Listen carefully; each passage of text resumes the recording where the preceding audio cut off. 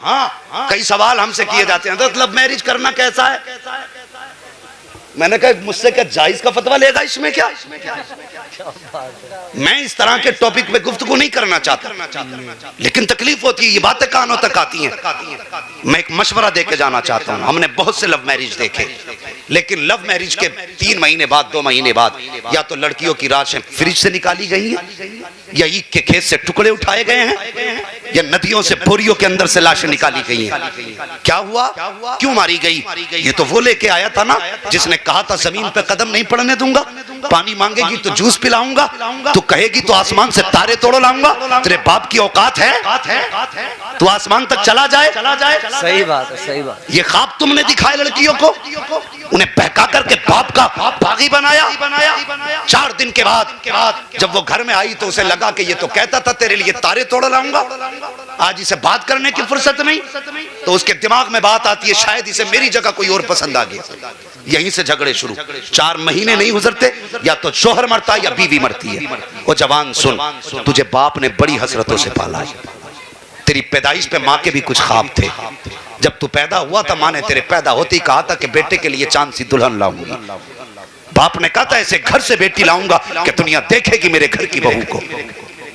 बहू तलाश करना ये बाप का हक है, ये उसका एक शौक है, उसकी खुशी है। ये उसकी जिंदगी की आखिरी खुशियां ना छीनना। ये जिंदगी 4 दिन की, माना कि तेरी मर्जी के मुताबिक लड़की नहीं होगी।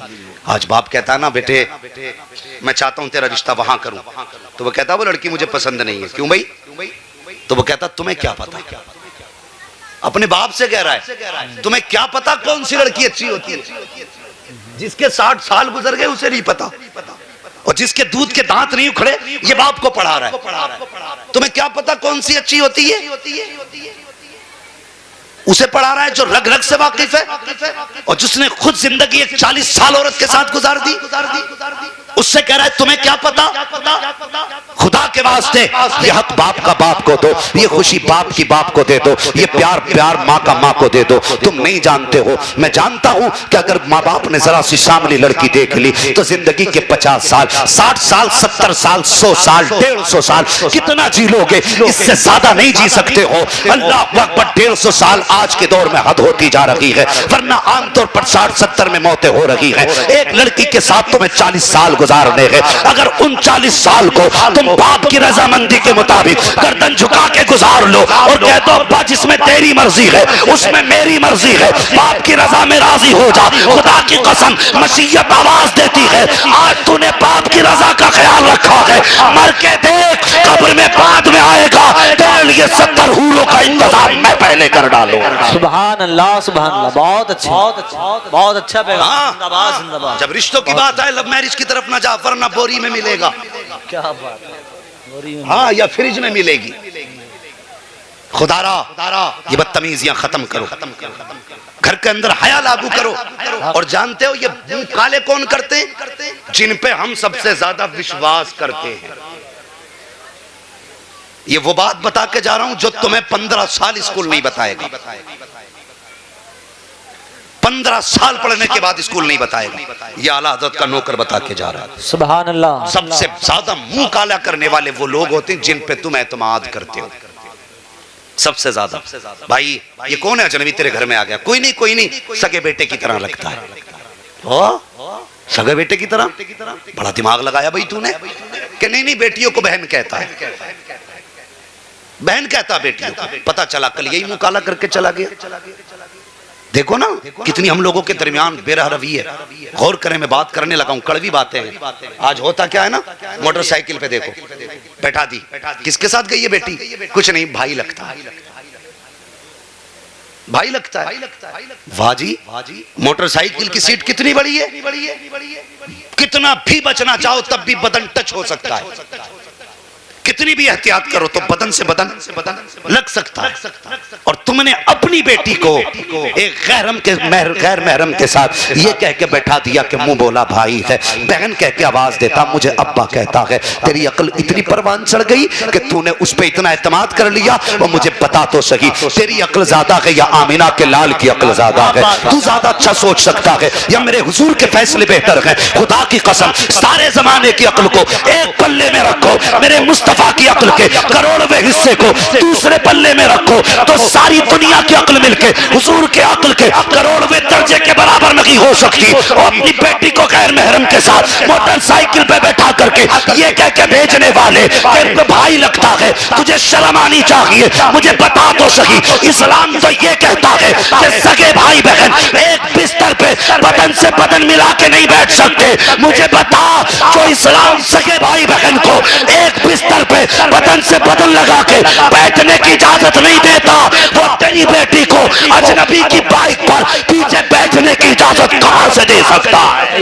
नारे तकबीर, नारे रिसालत, मसलके आला हजरत, मजहबे इस्लाम, अजमते मजहबे इस्लाम। सुभान अल्लाह। समझोगे तो मिट जाओगे हिंदी मुसलमानों, तुम्हारी दास्तान तक भी न होगी दास्तानों में। हाँ, और घरों पे कंट्रोल करो, दुनिया हंस रही है हम पे। अभी एक बड़ी बारगाह में जाना हुआ, मैंने देखा वहां मर्द कम औरतें ज्यादा। हाँ, इतनी भीड़ के पैर नहीं रख सकते आप।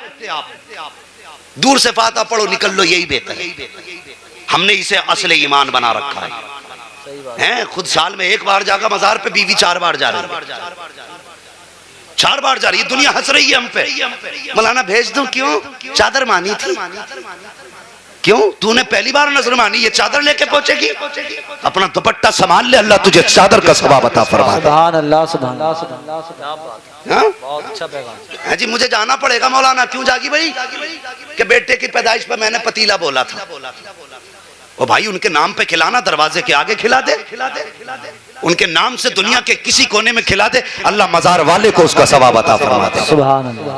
हैं, लेकिन साथ जा रहे आप घुमाने लेके जा रहे हैं, और वहां जाके देखो वो भीड़, वो तमाशे। मुझे बताइए, मेरे हुजूर ने फरमाया जमीन पे सबसे अच्छी जगह मस्जिद है।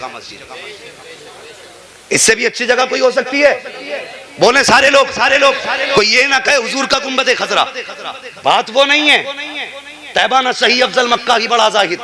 हम इश्क के बंदे हैं, क्यों बात बढ़ाई है? बात वो नहीं। पाकीज़ा जगह मस्जिद है। लेकिन मुझे बताइए, जो इस्लाम मस्जिद में नमाज के लिए, अल्लाह की इबादत के लिए औरत को जाने की इजाजत नहीं देता, वो मजहब मज़ारों पर गैर महरमों की भीड़ में औरत को जाने की इजाजत कैसे दे सकता है? सही बात। अगर किसी की बेटी मस्जिद में चली जाए नमाज पढ़ने, पूरा गांव तमाशा बना देगा। रे प्रधान की बेटी मस्जिद में थी, नमाज पढ़ने गई, उनने तो हद कर दी। मस्जिद में नमाज पढ़ने चली जाए तो शोर हो जाता, तेरी मजार पे चक्कर लगाए तो पता ही नहीं चलता।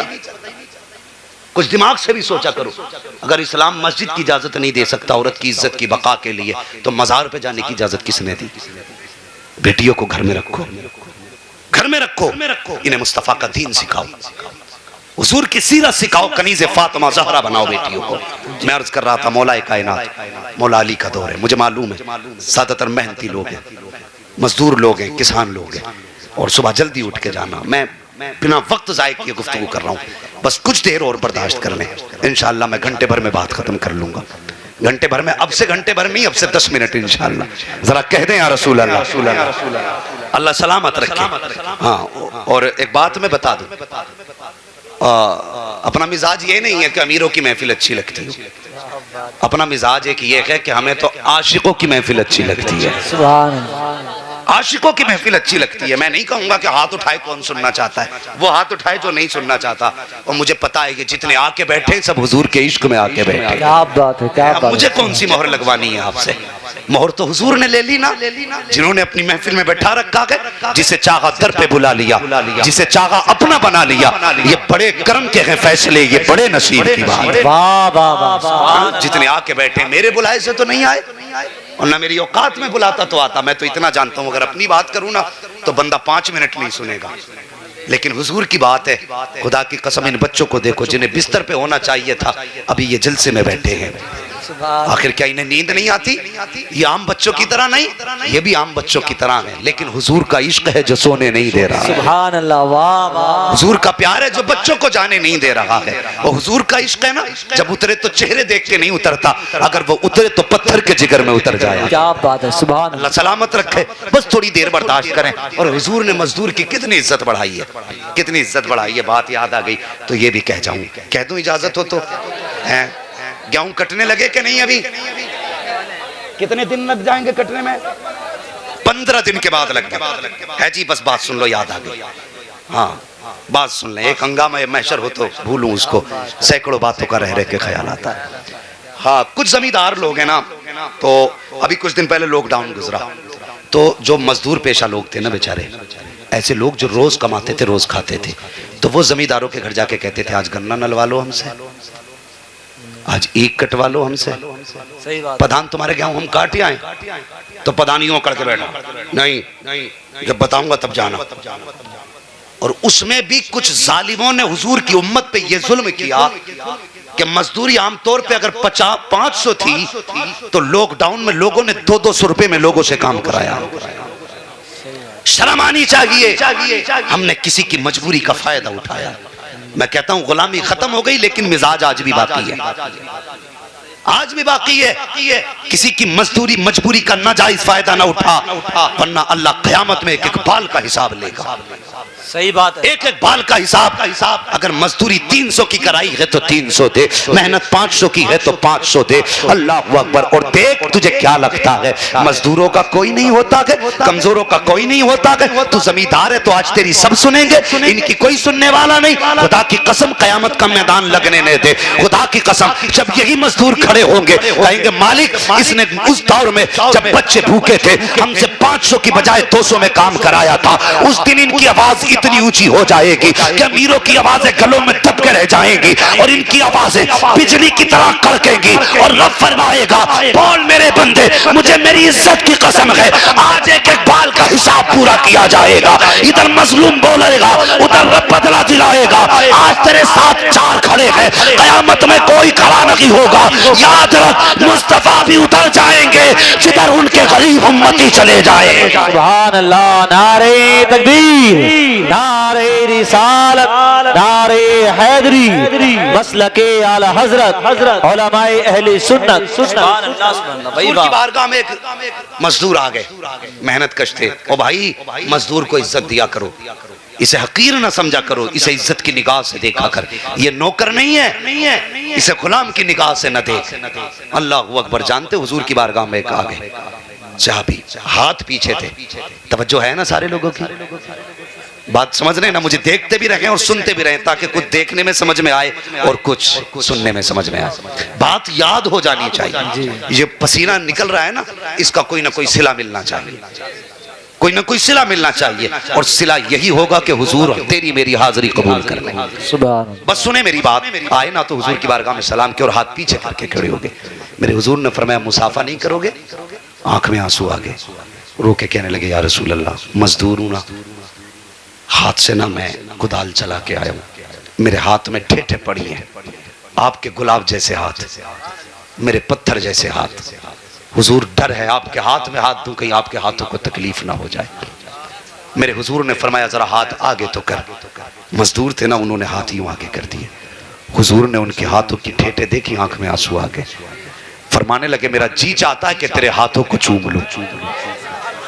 मजदूर को हकीर न समझना, इसे जलील मत समझना, इसे नीचा मत समझना। हुजूर कहते हैं, मेरा जी चाहता है तेरे हाथों को चूम लूं। अल्लाह अकबर। गुलाम की चीख निकल गई। मेरे हुजूर ने दोनों हाथ अपने हाथों में थामे और कयामत तक आने वाली मजदूरों को ये पैगाम मोहब्बत हुजूर ने दिया था। फरमाते हैं, अल कासिम हबीबुल्लाह, ओ लोगों जो मजदूरी करते हैं उन्हें हकीर ना समझना, बल्कि आका ने फरमाया, अल कासिम हबीबुल्लाह, जो मेहनत करके खाते हैं वो खुदा के महबूब हुआ करते हैं। सुभान अल्लाह, सुभान अल्लाह। वाह वाह वाह, बहुत अच्छा। और आ रहा गेहूं कटाई का दौर, गेहूं कटाई का दौर आ रहा है। जमींदार सुने मेरी बात, हाथ नहीं उठवाऊंगा किसकी कितनी जमीन है, बस सुन ले मेरी बात। अंदाज़े बयां मेरा बहुत शौक नहीं है, शायद के उतर जाए तेरे दिल में मेरी बात।